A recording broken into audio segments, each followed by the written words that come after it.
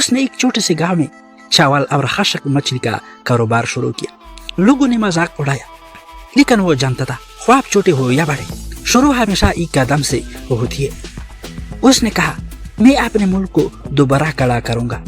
اگر ہم وہی کرتے رہے جو ہمیشہ کرتے آئے ہیں تو ہم ہمیشہ وہی رہیں گے جہاں آج ہے.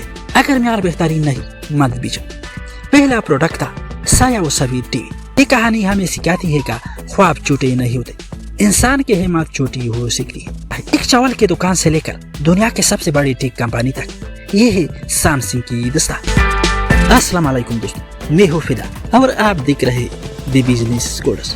ویڈیو شروع کرنے سے پہلے آپ سے گزارش ہے اگر آپ بھی ایسی حقیقی کہانیوں سے کاروبار, قیادت اور تبدیلی کی راہ سیکھنا چاہتے ہیں تو ہمارے چینل کو سبسکرائب کیجیے اور بیل آئیکن دبانا نہ بھولیں, کیونکہ یہاں ہم بتاتے ہیں کاروبار کے وہ راز جو دنیا کے سب سے بڑے برانڈز نے اپنے زوال اور کامیابیوں سے سیکھی.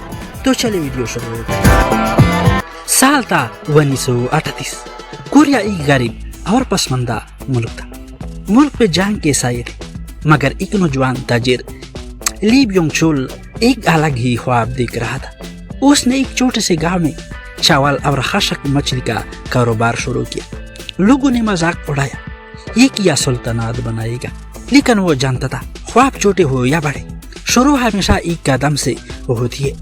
لی بیونگ چول نے اپنی کمپنی کا نام رکھا سیمسنگ. کوریائی زبان میں اس کا مطلب ہے 3 ستارے. 3 ستارے طاقت, لمبی عمر اور روشنی کی علامت. یہ نام محض لفظ نہیں تھا بلکہ ایک فلسفہ تھا, ہمیشہ چمکنے رہنے کا عزم. 1950 میں کوریا کی جنگ نے ملک کو برباد کر دیا. کارخانے, سڑکیں, گھر سب خاک ہو گئے مگر ایک چیز زندہ رہی, لی بیونگ چول کا عزم. اس نے کہا میں اپنے ملک کو دوبارہ کھڑا کروں گا اور سیمسنگ اس کی بنیاد بنے گا. سیمسنگ نے کھانے پینے, ٹیکسٹائل اور شاپنگ میں قدم رکھا. لوگوں کو روزگار ملا اور آہستہ آہستہ سیمسنگ کوریا کے خواب کا استارہ بن گیا. 1969 میں دنیا تیزی سے جدید ہو رہی تھی اور لی بیونگ چول نے ایک نیا فیصلہ کیا, ہم الیکٹرانک بنائیں گے. پہلا پروڈکٹ تھا سایہ و سفید ٹی وی. چھوٹا سا ماڈل مگر بڑی سوچ کے ساتھ. لی بیونگ چول نے کہا اگر ہم اپنے ملک کے لیے الیکٹرانکس بنا سکتے تو ہم دنیا کے لیے بھی بنا سکتے ہیں. یہ لمحہ تھا جب سیمسنگ نے کوریائی برانڈ سے نکل کر عالمی سوچ اپنائی. 1987 میں لی بیونگ چول کا انتقال ہوا مگر خواب ختم نہیں ہوا. اس کا بیٹا لیکن ہی سیمسنگ کا نیا سربراہ بنا.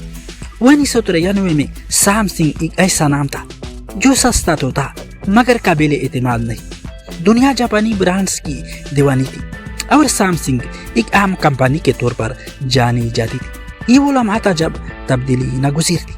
کمپنی بڑے پیمانے پر سستے الیکٹرانکس بنا رہی تھی, ٹی وی, ریڈیو, واشنگ مشینیں, مگر معیار کمزور تھا. دنیا میں سونی, پاناسوک اور ہٹاچی جیسے جاپانی برانڈز راج کر رہے تھے. لوگ کہتے تھے سیمسنگ سستا ہے مگر دیر پا نہیں. یہ جملہ لی کنہی کے لیے ناقابل برداشت تھا. اپریل 1993 میں لی کنہی نے اپنی پوری ٹیم کو جرمنی بلایا. ایک دن صبح کے ناشتے کے دوران لی کنہی نے اچانک اپنی ٹیم سے کہا ہر چیز بدل دو, تمہارے مصنوعات, تمہارے خیالات, تمہارا معیار, تمہارا رویہ, بس اپنی بیوی اور بچوں کو مت بدلو. پورا حال خاموش ہو گیا. یہ جملہ کسی مذاق کی طرح لگا لیکن در حقیقت یہ سیمسنگ کی نئی زندگی کا آغاز تھا. یہ جملہ دراصل ایک فلسفہ تھا جس کا مطلب تھا اپنی پرانی سوچ, عادتیں اور طریقے چھوڑ دو. اگر ہم وہی کرتے رہے جو ہمیشہ کرتے آئے ہیں تو ہم ہمیشہ وہی رہیں گے جہاں آج ہے. لیکن ہی نے محسوس کیا کہ اگر سیمسنگ کو زندہ رہنا ہے تو پرانے طریقے مرنے چاہیے. معیار رفتار سے زیادہ اہم ہے, تخلیق نقل سے بہتر ہے. اس کا پیغام یہ تھا کہ سیمسنگ کو عالمی لیڈر بنانا ہے. لیکن ہی نے اس جملے کے بعد فیکٹریز بند کروا کر اثر نو تعمیر کرائے. ایک مشہور واقعے میں سیمسنگ نے خود اپنی 50,000 موبائل فون آگ لگا کر جلائے. اگر معیار بہترین نہیں مت بیچو. ڈیزائن, ریسرچ اور ٹریننگ میں اربوں ڈالر کی سرمایہ کاری کی. انجینئرز کو دنیا کے مختلف ممالک میں بھیجا گیا تاکہ وہ عالمی معیار سیکھے. 1990 کی دہائی کے آخر میں سیمسنگ نے سونی کو مارکیٹ کے شیئر میں پیچھے چھوڑ دیا. 2007 میں ایپل نے آئی فون لانچ کیا دنیا بدل گئی. لوگ حیران رہ گئے لیکن سیمسنگ خاموش نہیں بیٹھا. اس نے چیلنج قبول کیا اور بنایا گیلیکسی. یہ تھی اسمارٹ فونز کی جان. ایک طرف ایپل کا بند سسٹم, دوسری طرف سیمسنگ کا آزاد ویژن. مارکیٹ میں آگ لگ گئی اور سیمسنگ نے دکھایا کہ ٹیکنالوجی صرف امریکہ نہیں بنا, کوریا بھی دنیا کو لیڈ کر سکتا ہے. کامیابی ہمیشہ ہموار نہیں ہوتی. 2016 میں سیمسنگ کو ایک بڑا دھچکا لگا. گیلیکسی نوٹ 7 کی بیٹری پھٹنے لگی. سیمسنگ نے بڑا رسک لیا. تمام پروڈکٹس کو واپس لینا پڑا, شہرات کو نقصان پہنچا اور میڈیا نے سیمسنگ کو تنقید کا نشانہ بنایا. مگر سیمسنگ جھکا نہیں. کمپنی نے اپنی غلطی مانی اور پورا سسٹم بدل ڈالا.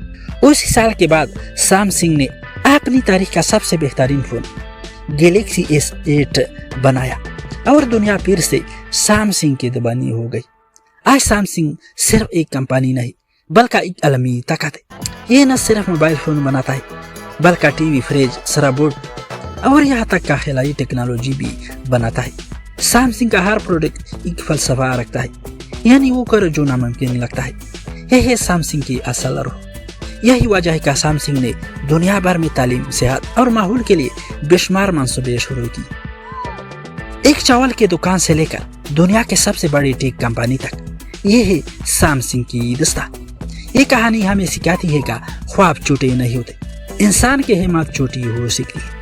اگر یقین مضبوط ہو تو چاول بیچنے والا بھی دنیا کا بادشاہ بن سکتا ہے.